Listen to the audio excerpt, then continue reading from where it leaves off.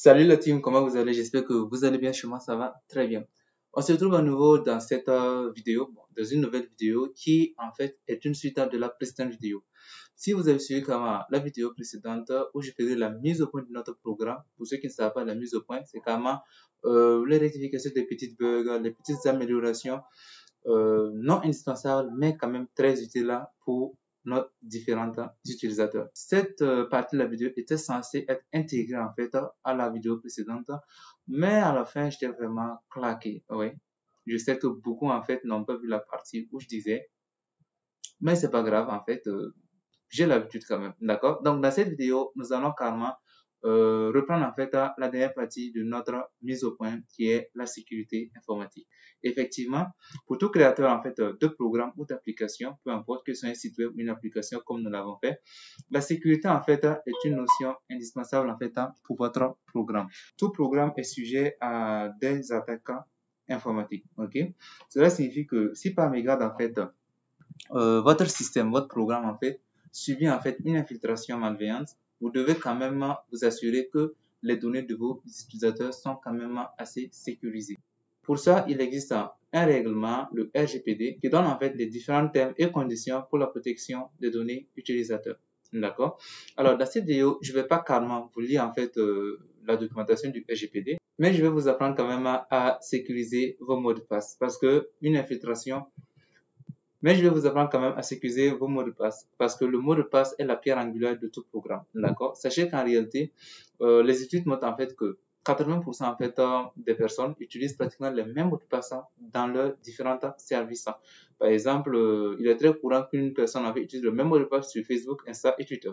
D'accord? Puisque c'est tout simplement les réseaux sociaux et généralement c'est plus facile en fait de se souvenir d'un seul mot de passe que d'en créer trois. Pourtant, c'est ce qui est plus sécurisé. D'accord? Donc, à vous, je vous conseille, créer en fait un mot de passe unique pour chaque service que vous avez en ligne. La faille en fait d'utiliser un même mot de passe en fait pour plusieurs services, c'est que si par mégarde un de ces services est piraté, voilà, ça arrive beaucoup souvent, l'utilisateur en fait se trouve exposé sur tous ces différents services. Par exemple, dans le cas que j'ai pris, si par mégarde en fait les serveurs de Facebook subissent des attaques et qu'en fait des mots de passe se retrouvent en fait être volés, en fait les utilisateurs ne sont plus sécurisés car si tu le même mot de passe sur Insta et Twitter, les pirates en guillemets auront accès à leurs différents réseaux sociaux. D'accord? Donc, la première notion en fait de la sécurité, c'est d'abord de faire très attention sur les mots de passe, utiliser des mots de passe différents pour chaque service. Ok? Deuxième notion en fait, c'est la taille. D'accord? Beaucoup d'utilisateurs ont des mots de passe généralement très courts et souvent très faciles à deviner. Par exemple, souvent le plus courant, leur date de naissance. Euh, le plus courant, leur date de naissance, ou carrément des mots très simples tels que leur nom, leur prénom, ou simplement la date de naissance de leur enfant, leur chien, le nom de leur chien du moins, et pas mal d'autres choses qui sont quand même assez évidentes. D'accord? Donc, ces mots de passe ont l'habitude, en fait, euh, d'être, en fait, très facile à deviner. D'accord? Lorsqu'on passe, en fait, un mot de passe, même haché, on va voir, en fait, l'exemple tout à l'heure, dans un programme de brute force, ça prend pas généralement assez de temps en fait pour hacker ce mot de passe. Donc le bon mot de passe se joue d'abord sur la taille et les caractères qui la constituent. Par exemple, si vous vous appelez un exemple terre à terre, Jendo, ok, plutôt que de donner comme mot de passe Jendo 1980, qui est en fait votre nom, votre prénom et votre date de naissance, peut-être vous pouvez utiliser un mot de passe comme Jane do dièse 19 dièse 80, d'accord? Voilà un peu. Donc ça, par exemple, c'est un mot de passe assez sécurisé, ok? Et pour la sécurité, je vous conseille toujours des mots de passe de taille minimum égale à 12 caractères, d'accord? Ne tombez jamais en deçà de ça. Parce qu'en fait, la taille, comme je vous dis, est assez importante. Ce n'est tout simplement qu'une question de probabilité, en fait. Donc, en fait, plus c'est long, plus ça prend du temps. Et généralement, lorsque le moteur se souffle, bah, en fait, il abandonne, en fait. OK? Donc, la taille, pas moins de 12 caractères. Utiliser des caractères spéciaux, les dièses, les arrobas, les underscores, les slash, tout ça, ça constitue quand même un mot de passe assez sécurisé. OK? Donc, pour commencer déjà, on va carrément fermer tout ça puisque on va pas utiliser l'espace d'éditeur. Mais on va d'abord commencer avec un simple, voilà, on va commencer avec un terminal, d'accord? Donc, je vais fermer tous ces terminaux-là puisque je ne veux pas de ça. Et je vais lancer un tout nouveau terminal ici. Et voilà. Ok. Donc, une fois que le terminal est lancé, voilà, on va patienter juste 2 secondes. Ok, c'est bon. Donc, une fois que le terminal est lancé, en fait, j'ai installé un module spécial qui s'appelle IPython. D'accord? IPython, c'est quoi?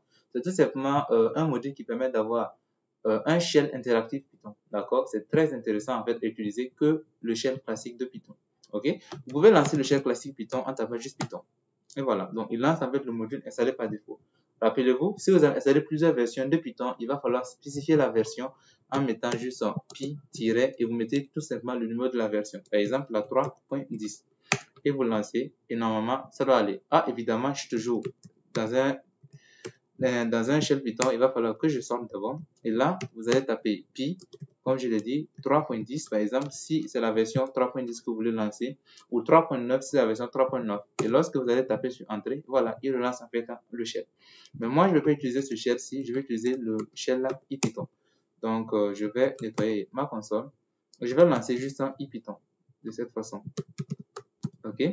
Une fois que IPython est lancé, voilà, il vous ouvre en fait un shell interactif. Donc, vous appelez une instruction et vous recevez le résultat tout simplement par la suite. D'accord? Par exemple, si je dis simplement 2 plus 2, il va m'afficher 4 en out. Donc, c'est très simple à utiliser. Pour l'installer, c'est très simple. Il vous suffit de taper pip install ipython. D'accord? Donc, vous lancez juste simplement le nom de ce module-ci et l'installation va se faire automatiquement. Pour commencer, nous allons voir ce que c'est que le achat de mot de passe. Un achat, c'est quoi? Si on ouvre en fait notre base de données, j'avais promis qu'on va pas l'utiliser, mais on va quand même voir juste ça, les données, d'accord? Donc, je vais fermer le volet de gauche et je vais carrément l'agrandir. Si vous voyez en fait nos mots de passe sont affichés en clair. Donc, dans ce cas, en fait, il y a zéro sécurité possible. Zéro, nothing. Cela signifie en fait que si par garde, cela signifie que si par mégarde, une personne mal intentionnée a infiltré notre système, il aura accès au mot de passe en fait de Rach qui est secret, au mot de passe de Léo qui est caché, au mot de passe de Annie qui est masqué. Voilà. Donc en fait, les mots de passe sont affichés en clair. Donc il n'y a même pas de sécurité. Pour éviter ça en fait, qu'est-ce qu'on préconise? On préconise de hacher les mots de passe. Pour ceux qui n'ont pas vu ma vidéo sur les tables de hash, je vais mettre le lien en commentaire, d'accord? Essayez de voir un peu cette vidéo pour comprendre un peu comment fonctionnent les hashes. Mais en explication rapide, le hashing, en fait, c'est carrément un système d'encryptage de données, d'accord? L'objectif du hash, c'est carrément, en fait, passer, en fait, des données, voilà, dans un hachoir, voilà, d'où le terme hash.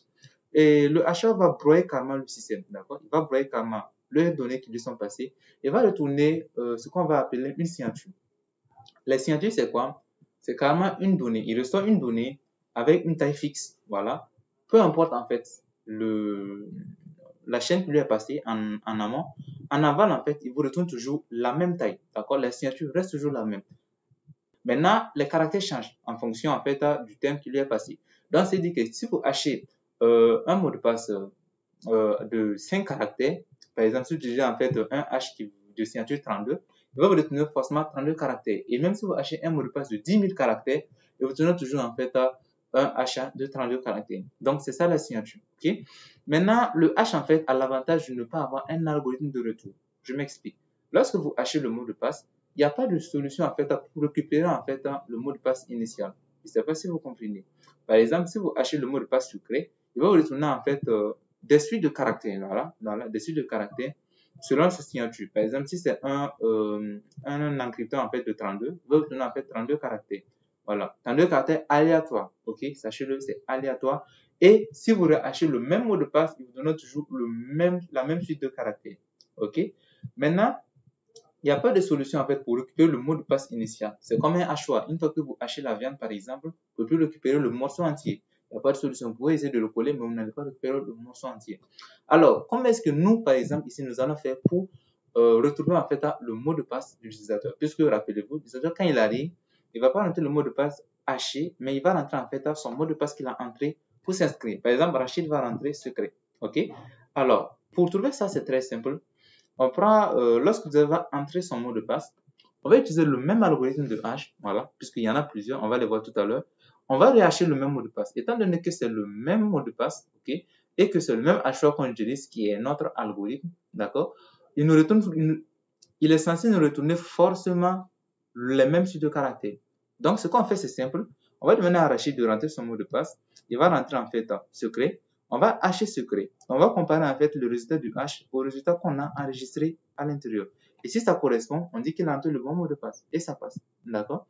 Donc, on va voir un peu. Ok. Maintenant, nous allons fermer ça, ok, puisque on va pas l'utiliser. Et on va revenir en fait dans notre terminal, ok. Et sachez que Python intègre un module spécial pour les hash, ouais, ça quand même c'est karma, un gros avantage du langage Python. Il intègre en fait un module en fait qui vous permet de hasher vos mots de passe. Et le module s'appelle hashlib, d'accord. Donc il vous suffit de faire import et vous allez utiliser hashlib, voilà. Donc une fois que vous importez hashlib, voilà, c'est fait. On va d'abord essayer de voir en fait quels sont les différents algorithmes que contient HLib. Et pour ça, on va utiliser le module help. D'accord? Non, tout simplement la fonction help. On va le passer juste en HLib qui est là. Et voilà. Donc, une fois que vous ouvrez, voilà ce qu'il va vous afficher. Il va vous afficher carrément la documentation de ça. Il affiche suite. Donc, pour voir la suite, vous pouvez taper sur la flèche du bas ou juste à entrer. Et voilà. Donc, il va dérouler le tout. Là, il vous dit que vous devez choisir sagement en fait votre algorithme de hash, d'accord? Vous pouvez choisir un algorithme qui n'est pas adapté à vos besoins et il vous dit en fait les différentes méthodes qui contiennent les objets hachés, update, digest, xdigest et copy, ok? Alors, par exemple, il nous donne un exemple ici. Il dit en fait qu'on va importer hashlib. On va utiliser en fait le module MD5 en fait, MD5 qui est Message Direct 5, voilà, c'est un algorithme de hash, on va l'utiliser tout à l'heure. La fonction update ici nous permet en fait de faire la mise à jour du message. Voici en fait les différentes méthodes de hash, d'accord. Il nous dit qu'on a le MD5, le SHA-1, le SHA-224, le SHA-256, 384, le 512, d'accord. On va utiliser juste quelques-unes et je vais vous montrer en fait les algorithmes que moi je vous conseille d'utiliser, ok. Alors on va commencer par le MD5, d'accord, le MD5. Voilà, on peut la lire en français. Donc là, je vais nettoyer un peu ma console. Et c'est bon. Maintenant, pour le MD5, vous pouvez carrément réimporter le MD5 ou carrément l'utiliser. Ou simplement, maintenant, pour utiliser le MD5, c'est très facile. On va juste créer en fait d'abord un pass. Ok, mais pass c'est un mot réservé, donc on va faire juste un password, simplement. Ok. Et password, on va lui passer tout simplement une chaîne de caractères que je vais dire par exemple secret. Ok, secret. Et c'est tout. Ensuite, je vais carrément utiliser ce qu'on va appeler le HMD5. Le HMD5, c'est le résultat du HA du MD5. Ok. Je vais tout simplement utiliser le module HLib.md5 et je vais lui passer en fait mon mot de passe. Donc, je vais lui dire password.decode. Encode plus loin, d'accord? Donc, je vais encoder le mot de passe. Pourquoi est-ce qu'il faut l'encoder? Simplement parce que les modules de hash n'utilisent pas en fait de mots de passe en string, d'accord? Ils utilisent en fait des mots de passe en binaire. Donc, pourquoi est-ce qu'on doit encoder le mot de passe? Simplement parce que le module de hash MD5 ne supporte pas en fait la chaîne de caractères, mais juste les données binaires, d'accord? Voilà. Donc, une fois qu'on fait ça, on va taper sur Entrée et on a tout simplement notre mot de passe qui est ici. D'accord? Donc, secret, en fait, c'est un mot de passe, voilà, de 6 caractères. Maintenant, quand on va venir faire H, d'accord? MD5, ok? On va faire point, on va utiliser la méthode digest, ok? La fonction digest, du moins, ça va nous permettre de récupérer le résultat du hash. Donc, on va lui demander de digérer le mot de passe. Et voici ce qu'il va nous retourner. Donc, en fait, ce qui est entre les caractères, entre les apostrophes du moins, c'est le mot de passe digéré. Donc, c'est ça qui nous retourne. OK? Maintenant, il y a une autre fonction que j'aime utiliser, c'est le hexadigest. Donc, je vais faire MD5 ici. Au lieu de digest, je vais utiliser le hexadigest. Et voici ce qui nous retourne. Donc, en fait, ça nous retourne carrément une chaîne de caractères. Contrairement à ça qui nous tourne en fait une chaîne en binaire. Ok. Donc, vous pouvez vérifier en fait la taille de ça. Donc, on va utiliser juste la fonction len là-dessus. Et il nous retourne 32 caractères. Donc, c'est la signature en fait de l'algorithme MD5. Cela signifie que peu importe le caractère que vous allez lui passer, même si vous lui passez un mot de passe de 10 000 mots, il vous retournera toujours 32 caractères. Donc, vous pouvez essayer en fait en changeant juste le mot de passe. Plutôt que de passer secret, on va ajouter en fait secret 2 fois. On va lancer toutes les différentes fonctions. On va l'encoder et on va le digérer. Vous voyez que là toujours, ça nous fait toujours 32 caractères. Ok. Maintenant, il est facile de se dire en fait que notre mot de passe est sécurisé. Mais si vous venez par exemple sur Google et que vous tapez MD5 Decrypt, ou carrément que vous venez sur ce site decode.fr, vous pouvez tout simplement tester la fiabilité de votre mot de passe.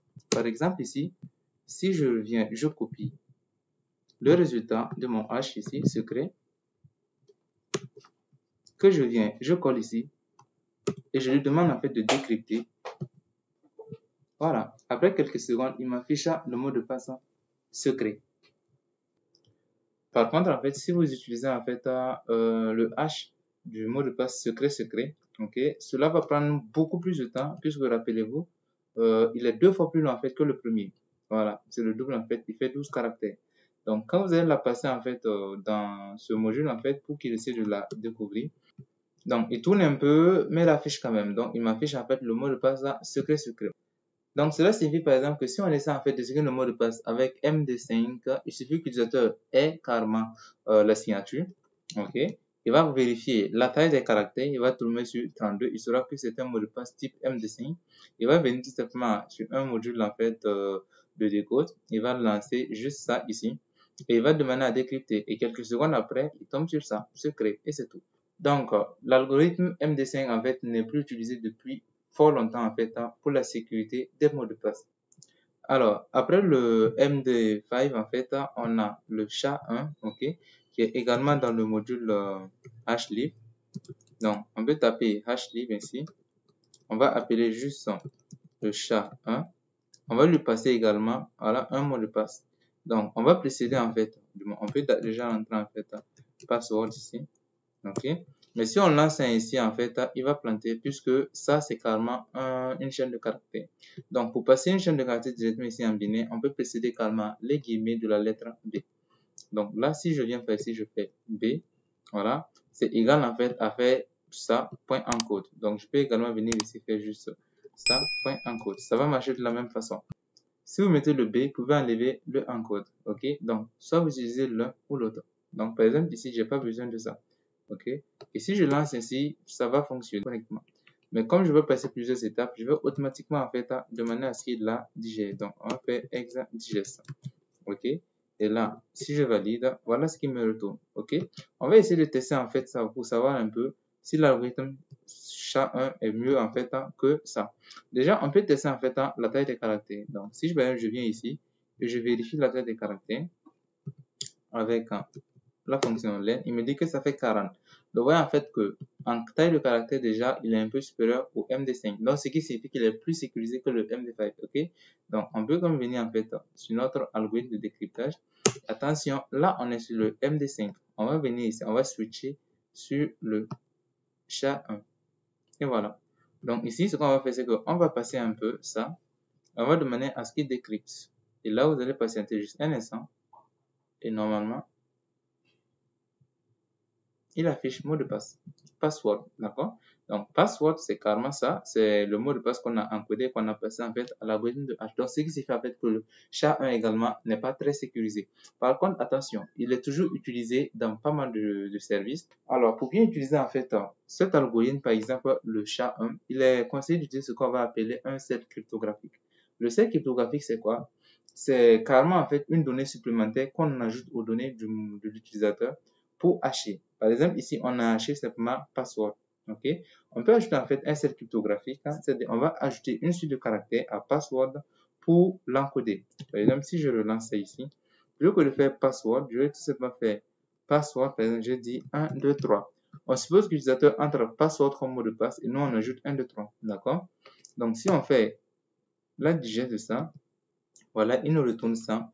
Si on essaie de récupérer toujours ça, vous allez voir qu'il va toujours nous afficher le bon mot de passe. Voilà, password 123. Donc, si j'affiche et je décode, donc on va patienter. Et là, il me dit en fait password 123. Donc, ce qui signifie en fait que 123 n'est pas un bon cercle cryptographique. Ok. Pour trouver un bon cercle cryptographique, comme je vous ai dit, utilisez tout simplement des caractères spéciaux. Par exemple, si je relance ça ici et que je vais lui dire en fait, plutôt que de faire 123, je veux que tu fasses 1 arrobas, 2 arrobas et 3 dièse et je lance. Voilà ce qui me retourne. Je vais copier ça et je vais essayer en fait de la décrypter ici. Donc je viens ici, je passe ça et je lance décrypte. Et là, vous allez voir que carrément, le moteur, en fait, aura beaucoup de mal à décoder ce mot de passe. D'accord? Donc, attendez, vous allez voir, il va tourner. Et là, il me dit, en fait, no result. Cela signifie qu'il n'arrive pas à trouver password, en fait, voilà, dans ce hash-ci, ok? Puisqu'on utilise des caractères spéciaux, ce qui est un peu compliqué, en fait, pour le moteur de trouver, en fait, quel est le caractère spécial qui est utilisé. Donc, lorsque j'utilise des algorithmes comme le SHA-1, le MD5 ou tout autre algorithme en fait du module HLib, apprenez à utiliser en fait le cercle cryptographique. Le cercle cryptographique, je définis à nouveau, c'est carrément une donnée supplémentaire que vous ajoutez aux informations de l'utilisateur. Par exemple, si l'utilisateur vous donne le mot de passe secret, vous pouvez utiliser secret @dièse. Donc ça, c'est carrément un cercle cryptographique. Donc, avec un cercle cryptographique fort, vous pouvez carrément sécuriser les données de vos utilisateurs. Alors, le problème qu'il y a, c'est comme je vous ai expliqué tout à l'heure, lorsque vous hachez un mot de passe, rappelez-vous, pour vérifier le mot de passe, il faut carrément avoir d'abord la chaîne initiale, ok, que vous allez rehacher et essayer de voir un peu si les résultats du hash en fait est identique, d'accord, sont identiques du moins. Et si les hashes sont identiques, là, on peut déduire facilement que l'utilisateur est entré le bon mot de passe, ok. Alors, le problème qu'il y a, c'est que si vous utilisez un cercle cryptographique, comme on a fait ici avec un arrobas 3 dièse, c'est en fait qu'il faut carrément stocker également le cercle cryptographique en fait dans la base de données. Je ne sais pas si vous voyez un peu le hic qu'il y a. Et là encore, c'est pas vraiment sécurisé puisque lorsque vous stockez le cercle cryptographique dans la base de données, par exemple, supposons qu'on revienne ici dans data, d'accord? Pour pouvoir en fait comprendre un peu quel est le mot de passe entre, si on ajoute un cercle cryptographique, il va falloir qu'ici, par exemple, au niveau de Rash, que je mette à côté de mot de passe, c'est que j'ai une donnée que je vais appeler celle cryptographique, d'accord? Donc, on va ajouter carrément une valeur que je vais appeler salt, par exemple, ici. Et salt, en fait, aura pour valeur une chaîne de caractères, voilà. Par exemple, 1 arrobase, 2 arrobase et 3 arrobase. Donc, en fait, salt aura en fait et 3 dièses moins. Salt aura en fait ça. Alors, une fois qu'on passe ça, bien sûr, cette fois-ci, ça sera plus ça, mais ça sera en fait cette valeur-ci. Donc, c'est comme si carrément, on va juste prendre cette valeur-là, on va la coller ici. Voilà. Et on va tout simplement indiquer en fait le cercle cryptographique. Alors, là également, on s'expose au même problème. Donc, si vous revenez un peu sur ce module-là, vous voyez que là, par exemple, il nous permet ici d'indiquer le cercle cryptographique qu'on a utilisé. Donc, si l'utilisateur a la valeur de sortie et qu'il a le cercle cryptographique, il peut évidemment encore décrypter le mot de passe. Et donc là, la sécurité n'est toujours pas assurée. Alors, à ce problème, en fait, pour pallier ce problème, il existe carrément deux modules que je vais vous présenter. Le premier, c'est le module Bcrypt. Ok, bon, pas Bcrypt Decrypt, mais juste Bcrypt Python. Tapez juste Bcrypt Python. Ok, donc là, on va venir en fait sur Pipi. Donc, je l'ouvre ici.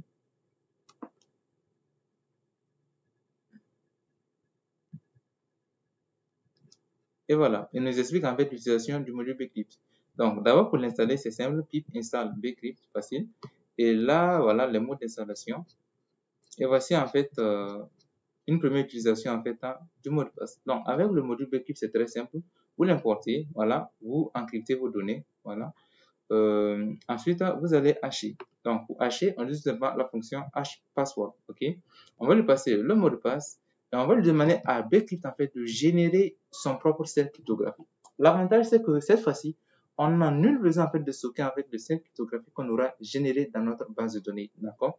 Donc, on ne la stocke pas. C'est Bcrypt qui sait comment il génère ces cercles cryptographiques. Donc, Bcrypt en fait gère ça en interne. Donc, tout ce que nous allons récupérer ici, c'est tout simplement un mot de passe haché, simplement, qu'on va stocker dans notre base de données. Et après ça, on peut tout simplement tester en fait si ça marche. Par exemple, quand l'utilisateur va revenir, on va récupérer son mot de passe, on va récupérer le hash qu'on a dans notre base de données et on va tout simplement checker pour voir si ça concorde. Donc, vous allez installer le module Bcrypt, moi c'est déjà fait. Et après installation, vous allez l'importer. Donc, vous allez juste venir faire import Bcrypt. Ok, c'est tout. Ok, et une fois que ça se fait, pour hacher, comme je le dis, c'est simplement bcrypt.check password. Je reviens un peu. On va venir faire bcrypt.hash password. On va lui passer en fait le mot de passe en binaire. On va passer par exemple password ici. Ok, et c'est tout. Si vous hachez ça, il vous dit en fait qu'il manque carrément un argument qui est le self cryptographique. Donc, en fait, là même, on vous impose forcément un self cryptographique. Vous voulez passer un self que vous aurez généré vous-même, mais comme je vous ai dit, il peut gérer ça en interne, donc pourquoi se casser la tête? Et je vais utiliser la fonction GenSalt, et c'est tout. Donc, il va la générer automatiquement. Et voici en fait le résultat en fait d'un achat de Bcrypt. Vous pouvez essayer de tester la longueur de ça. Et attendez-vous bien, si j'en fais len de ça, voilà, il hache ça sur 60 caractères de signature. Donc, en fait, une signature de 60 caractères, c'est carrément énorme, en fait. Voilà. Donc, ça, c'est carrément un des modules, en fait, que je vous conseille, en fait, d'utiliser pour coder, en fait, vos mots de passe. OK? Le deuxième module que je vais vous présenter, c'est Argon 2. Et Argon 2, c'est très simple. On va venir toujours ici. On va taper Argon 2 Python. Voilà. On tape juste Argon 2. Et là, on vient également sur Pipi.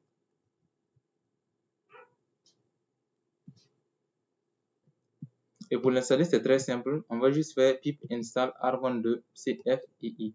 CFFI, d'accord? Donc, si vous venez par exemple ici, que vous faites juste ça, vous allez faire juste ça, pip install, ok? Et vous collez juste ça. Ok, donc il me dit en fait que chez moi c'est déjà installé. Et là, ce que je vais faire, c'est que je vais utiliser le module CLS pour nettoyer. Donc, pour importer le module argon 2, c'est très simple. On va dire from argon 2. On va venir faire juste ça, import password, c'est 2S, hasher. Et c'est bon. Une fois que password hasher est créé, on va créer carrément un objet de type password hasher. Donc, on va juste faire password hasher ici. Et c'est tout. Donc, c'est tout ce qu'il nous faut. Maintenant, on va utiliser cet objet password hasher et on va utiliser la fonction hash. OK? Et on va lui passer une chaîne de caractères ou carrément une chaîne encodée. Donc, lui accepte les éléments en binaire ou en chaîne simple. On va lui passer juste un password. OK? Et on valide. Et voilà ce qui va nous retourner. Donc, ça, en fait, c'est carrément le mot de passe encodé qu'on va utiliser. En fait, Argon 2 utilise automatiquement un cercle cryptographique. Donc là, on n'a pas besoin de lui passer un cercle cryptographique comme on le fait avec le Bcrypt. Donc, on fait ça juste et ça passe. D'accord? Donc, si on revient ici et qu'on essaie en fait de checker la taille en fait de ça, voilà, il me dit que ça fait 97 caractères. Donc, Bcrypt utilise en fait 60 caractères pour l'encodage en fait de ces données, mais Argon utilise jusqu'à 97 caractères, ce qui fait que c'est encore le max de sécurité que vous pouvez trouver à présent. D'accord? Donc, on va utiliser Argon 2 pour hacher en fait nos différents mots de passe utilisateurs. D'accord? Donc, maintenant, on va fermer le terminal. On va utiliser en fait la data ici. Et on va voir un peu à quel niveau est-ce qu'on manipule les mots de passe en fait de nos utilisateurs. Juste en deux niveaux. Lors de la connexion, lors de l'inscription. C'est tout. Donc, lorsque l'utilisateur se connecte, on utilise le mot de passe. Et lorsque l'utilisateur en fait s'inscrit, on va utiliser également le mot de passe. Donc, c'est très simple. Ce qu'on va venir faire, on va venir ouvrir en fait les fichiers qui concernent la connexion et l'inscription. Donc, je vais fermer tout ça, le package aussi. Et je vais venir ici. D'accord. Voilà, je vais ouvrir en fait Signal Page ici. Ok, je vais ouvrir Signal Page ici également, le Login Page, et je vais ouvrir carrément le contexte, excusez-moi, le Screen Manager de moi. Donc, je vais ouvrir le Screen Manager ici, qui est là. D'accord. Donc, on va essayer de voir quelle est la fonction qu'on utilise en fait pour faire la connexion. Donc, ça sera Check Credentials, qui est ici. D'accord. Et voilà. Alors, ici, quand on vient ici, on voit en fait qu'on récupère un utilisateur, on récupère son mot de passe. Voilà, on essaie de récupérer et l'utilisateur et le mot de passe ici. D'accord? Donc, là, c'est correct. Maintenant, ce qu'on va faire ici, c'est que avant qu'on fasse ça, je vais venir ici, je vais importer le module de l'Argon 2. OK? Donc, je vais venir faire juste ça. From Argon 2 import password hasher. OK? Et là, je vais créer un objet de type password hasher et je vais utiliser juste ça. OK. Alors, après ça, on va hasher en fait le mot de passe utilisateur ici. Là, je vais venir juste dire ici password ici qui sera égal en fait à juste pw.hash. Et c'est tout. On va lui passer juste password. Donc, on lui passe en fait le même mot de passe. OK? Et après, maintenant, on va essayer de checker ça avec le mot de passe qu'on a haché. Donc, ça marche. Donc, cette partie est déjà réglée. Maintenant, on va revenir voir un peu le sign-off ici. Donc, lors de la connexion, du moins, lors de l'inscription, on doit également modifier en fait le mot de passe ici. Là également, on va utiliser en fait, on va créer un objet password hasher. OK? Et ici, l'utilisateur va passer son mot de passe. Rappelez-vous en fait de l'inscription, d'accord? À l'inscription, on doit essayer d'avoir la validité ici. Et ici, en fait, on doit pas modifier le mot de passe avant. Donc ici, on va le garder intact. Et c'est une fois que ça c'est validé, c'est-à-dire que les deux champs du password et du password repeat en fait correspondent, qu'on va faire les modifications, d'accord? Puisque là, on enregistre ici. Donc, on va revenir ici. Une fois que ça c'est fait, on va en fait remplacer password ici par juste pw.hash, d'accord, de password. Donc, on va hacher le mot de passe ici avant de la sauvegarder. Et là, on fait un update et c'est tout. Si ce n'est pas le cas, on retourne. Maintenant, lorsqu'on fait une mise à jour, rappelez-vous également, on fait des mises à jour et il y a des chances que l'utilisateur change son mot de passe ici. On va checker également pour voir s'il a remplacé son mot de passe. Donc là, on vérifie d'abord si les deux champs n'ont pas été modifiés. C'est-à-dire dans le cas où il ne veut pas remplacer son mot de passe, là, on garde toujours l'ancien mot de passe. Il n'y a pas de problème. Étant donné qu'on va récupérer ça dans la base de données, on n'a pas besoin de la rehacher. D'accord? Maintenant, on suppose ici, en fait, qu'il ait remplacé le mot de passe. C'est-à-dire que s'il a rentré, en fait, des mots de passe qui correspondent dans les deux champs, le password et le password repeat, et que ces champs sont différents de nul, alors là, il veut changer ce mot de passe. Donc là, on va créer également un password hasher ici. Voilà. C'est simple. Et comme vous l'avez vu, on va remplacer juste password ici, qui sera égal en fait à juste pw.h. Non, c'est point, non deux points. Voilà, point .h en fait de juste password, tout court. Donc, on va lui dire en fait que je vais te remplacer ça par password ici. Donc, c'est tout. Donc, ça, cette ligne, on n'aura plus besoin de ça. Je peux la supprimer, il ne sert plus à grand chose. Une fois que ça c'est fait, on revient, on fait la mise à jour et on quitte. Donc, je pense qu'en fait, toutes les données sont modifiées correctement. Donc, on va relancer notre projet. Donc, on va chercher le fichier main.py et on va lancer ce fichier-là pour tester le programme. Donc, pour tester ça correctement, on va créer un nouvel utilisateur. Donc, je vais dire en fait son pseudo c'est test, son nom c'est test, son âge c'est 23, son sexe c'est un homme, son travail, bon, je vais juste entrer les données de test, la taille 156, le poids 88, le mot de passe, je vais rentrer secret, et là, je vais rentrer secret. Je fais créer le compte, et là, il me dit que l'utilisateur existe déjà. Donc, j'ai une du nom de test, je vais faire test 1.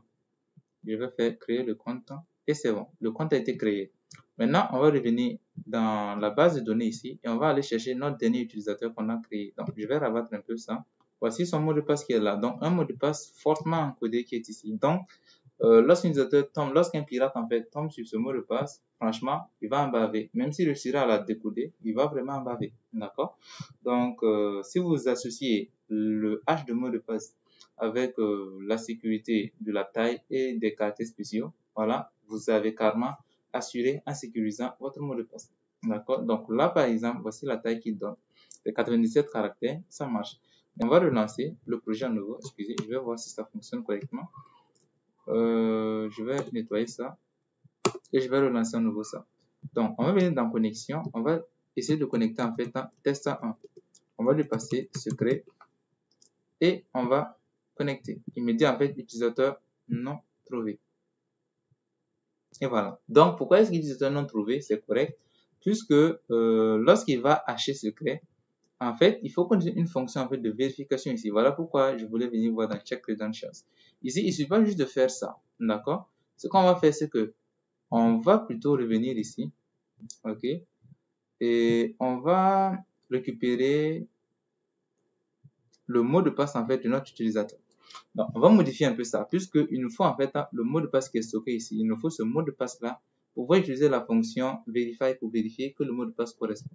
Donc, on va revenir dans le Screen Manager et on va modifier la fonction getUser. D'accord, ici. on va venir ici, on va juste venir go to definition ici. Et voici en fait un getUser. Donc la fonction getUser ici en fait récupère l'utilisateur avec le pseudo et le MDP. Maintenant, il faut qu'on la modifie pour pouvoir en fait récupérer juste le pseudo, d'accord? Et nous on va tester en fait les éléments pour voir si ça correspond. Ok, donc ce qu'on va faire, on va revenir carrément ici à la fin. Je vais copier cette fonction. Donc je vais faire Alt Z, d'accord? Donc je vais copier cette fonction là, le getUser, d'accord? Et on va créer une nouvelle fonction. Ok, getUser existe déjà. Je vais l'appeler getUser with pseudo. Donc c'est assez long comme nom de fonction, mais c'est pas grave, on va s'en sortir. Donc je vais également la déclarer comme méthode de classe. Donc je vais utiliser en fait l'attribut class méthode. Donc là, il nous faut carrément supprimer des choses, d'accord? Donc je vais supprimer ça, cette fonction-là, ce return-là, je vais l'enlever. Et là, je vais supprimer tout ça. D'accord? Donc, je vais venir faire ça ici. Et je vais lui demander en fait de juste retourner statut data mg classe santé. Et étant donné que classe santé est utilisé là-bas, il va falloir qu'on récupère ça dans data. D'accord? Donc, je vais revenir ici. Et je vais voir un peu, c'est juste ça que je vais supprimer. Juste cette ligne-là seulement. Et ça, je vais la réindenter un peu vers l'extérieur. Et voilà. Donc, là, c'est mieux. Donc, ça fonctionne. Et si ça ne marche pas, je veux que tu retournes en fait un nom. Donc, voici la nouvelle fonction qu'on va utiliser. Donc, je copie juste son nom. Je reviens dans le Screen Manager. Et là, je vais demander en fait qu'il utilise juste ça. Et c'est bon. Donc, là, je vais enlever le password ici. Donc, on n'a plus besoin du password. Et à la fin maintenant, on va juste revenir ici. On va afficher le statut et tout ça. Donc, on va dire en fait, s'il y a eu un utilisateur, d'accord, si statut est là, on va vérifier quelques petites choses avant. On va d'abord venir, on va dire en fait qu'on va faire pw.verify. Ok? Et verify va prendre d'abord le mot de passe qui est haché ici, c'est-à-dire le mot de passe qui est stocké dans nos données. Et si on revient voir un peu les données qui sont stockées, il y a getUser, il y a statut. Ok? Maintenant, on va revenir dans data. Permettez-moi, on revient dans data ici. Et lorsque vous avez user data, puis c'est user data qui est retourné, on a d'abord mot de passe qui est là. Donc, on va essayer de récupérer juste ce mot de passe là. Je reviens ici dans Screen Manager et je vais en fait ici, je vais récupérer le mot de passe ici. Je vais dire en fait que passer pour dire mot de passe enregistré, il doit être égal en fait à get user. Ok. Et là, on va dire que c'est pas statut que l'on veut, mais c'est juste cette data. On va voir un peu ce qu'on retourne. Si on revient dans... Voilà, on va revenir un peu dans data ici, si je ne m'abuse. Et là, qu'est-ce qu'on retourne? On retourne en fait statut et data. Donc, on va récupérer d'abord la data. Je reviens ici. Je vais dire en fait que c'est d'abord data. Et dans data, maintenant, tu vas aller récupérer le mot de passe. Et ça va te donner en fait le passé. Et donc, on va vérifier. On va d'abord lui passer en fait le pass C. Et on va lui passer le password de l'utilisateur. Et c'est tout. Donc, ainsi, il va vérifier. Ok, il va nous donner une valeur booléenne. On va venir tester en fait. On va dire que si ça c'est vrai, c'est-à-dire que s'il nous donne une valeur qui est true, alors là, tu vas faire ça. Et tu vas créer la session. D'accord? Et seulement là, tu le trouves. D'accord? Maintenant, si ça c'est pas bon, tu ne fais rien. Donc voilà ce qu'on va faire. Je vais revenir ici. C'est bon, je vais voir ici. Là, j'ai modifié le mot de passe. Il faut que je l'enlève puisque on ne doit pas la hacher ici. D'accord? On va tout simplement passer le mot de passe en clair. C'est à lui de hacher et de vérifier ces données. Donc, je fais CTRL C. Je nettoie et je relance le programme. Donc, on va connecter test 1. Donc, je dis simplement que monsieur test 1 ici avec le mot de passe secret. Et on va connecter. Et bim, ça passe. Donc là, vous voyez qu'il a enregistré automatiquement les données. Il a vérifié que tout est correct. Il enregistre les données. Donc pour vérifier les données, en fait, le mot de passe avec Argon 2, on utilise simplement la fonction verify. Ok. Donc, on va tout simplement tester avec Verify le mot de passe d'abord haché et le mot de passe enclavé. Donc, il va essayer de hacher avec le cercle cryptographique qu'il a demandé, qu'il a utilisé. Et il verra, en fait, il va faire ses comparaisons. Et si ça correspond, il va tout simplement dire oui, pas true. Si ça ne correspond, il va dire non.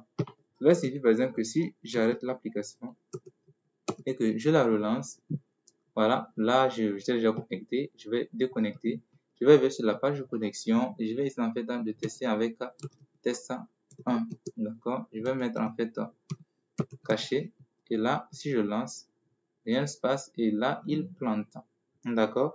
Donc, pourquoi est-ce qu'il plante? Il va dire en fait que les mots de passe en fait ne matchent pas. Donc, voilà ce qu'il va faire ici, ok? Donc, ici en fait, il va falloir que je fasse un try ici. Donc, je vais venir faire juste un try. D'accord. Et ce try là va contenir tous ces blabla. D'accord, ici. Voilà. Et on va utiliser la fonction, la méthode except pour faire juste ça parce qu'on va rien retourner au cas où rien ne se passe. D'accord. Voilà. On va absolument rien faire du tout. D'accord. Donc, si je reviens, je le lance. Je fais connexion. Je fais test 1. Je fais secret 1, 2, 3. Là, je connecte, il m'affiche utilisateur non trouvé. Et c'est simple. Donc, le programme ne plante plus. Maintenant, si je tape juste secret et je valide, ça connecte. Je peux aller voir mes infos. On va essayer de modifier le mot de passe avec secret 123. Secret 123. Et je fais enregistrer. Donc, je vais déconnecter. Je vais aller me connecter. Et là, il vient avec test 1 et tout ça. Donc, si je fais connexion avec secret, voilà, il m'affiche utilisateur non trouvé. Et dès que je vais faire secret 123, là, il connecte. Donc, vous voyez en fait que ça marche très bien. Donc, c'est tout ce qu'il y avait à faire comme modification dans notre projet. Comme je vous ai dit, c'était simplement une brève vidéo en fait pour vous expliquer un peu le fonctionnement de la sécurité informatique, surtout côté mot de passe, car c'est très crucial, d'accord? Essayez en fait, lorsque vous créez un programme, d'accord, un projet, que ce soit un site web ou une application, de trouver le bon algorithme en fait qui est adapté pour carrément l'encodage en fait de vos informations. Je mets fin maintenant à la formation en fait à cette partie, à cette série dédiée à Kiwi puisque on a d'abord vu carrément les BABA de Kiwi, on a pratiquement appris tout, on a vu les canevas, on a également créé un projet, voilà. Donc je pense qu'à l'heure tout ce qui tourne autour de Kiwi, les grands contenants de Kiwi, vous la connaissez déjà et c'est très bien.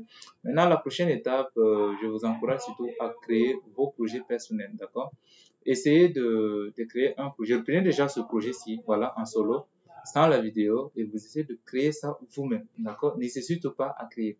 Donc, ce n'est que lorsque vous créez en fait des projets, voilà, des projets personnels, ou en reprenant en fait les projets que vous avez vus en cours, que vous pouvez vous améliorer dans le cours, d'accord?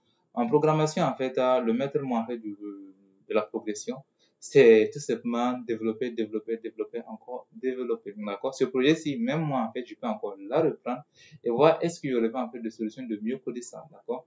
Il n'y aurait pas en fait une façon de mieux écrire cette fonction ou une façon de faire ça de façon meilleure que celle-ci. Je ne sais pas si vous comprenez. Donc, essayez à nouveau, d'accord? Une fois que vous avez fini, à tête reposée, 3 jours après, quelques jours après, je vous donnerai pas en fait le nombre de jours à vous de voir. Quand carrément vous serez déchargé de ça, vous pouvez reprendre sa tête reposée vous-même depuis zéro en fait, from crash, d'accord? Voilà, depuis la base. Et vous allez essayer de progresser, d'accord? Et si vous rencontrez des difficultés, voilà, vous revenez dans la vidéo à la partie qui concerne cette partie et vous essayez de suivre en fait pour progresser, d'accord? Donc, c'est tout ce que je peux ajouter sur ça. Voilà. Sachez en fait que la programmation n'est pas du tout simple. Il faut surtout carrément, comme je dis, pratiquer pour mieux développer vos expériences. Pour la suite, j'ai développé en fait, pour la suite, j'ai publié, voilà, une enquête en fait pour savoir par où est-ce qu'on va progresser, d'accord? Donc, j'ai publié un article en fait dans l'onglet communauté. Et il vous suffit carrément d'aller voter pourquoi en fait vous voulez qu'on continue, d'accord? Donc, j'ai pas mal d'idées. Analyse de données avec Python, formation Django, formation HTML, CSS ou carrément formation en langage C#. Donc, c'est très simple, allez-y, votez, voilà. Vous pouvez quand même mettre en commentaire, voilà, si votre besoin n'est pas vraiment, voilà, dans la liste que j'ai citée. Alors, ce sondage-là, en fait, je vais l'upload dans 3 jours. Oui, dans 3 jours, que je vais publier cette vidéo demain, samedi. Je vais upload, en fait, ça d'ici mercredi. Voilà. Donc, d'ici mercredi, je vais upload, en fait, ce sondage-là. Et l'option qui aura le plus de votes fera l'objet, en fait, de notre prochaine formation. Donc, je vous donne rendez-vous la semaine prochaine, le samedi à 15 heures pour la suite de notre aventure dans le développement. Ciao.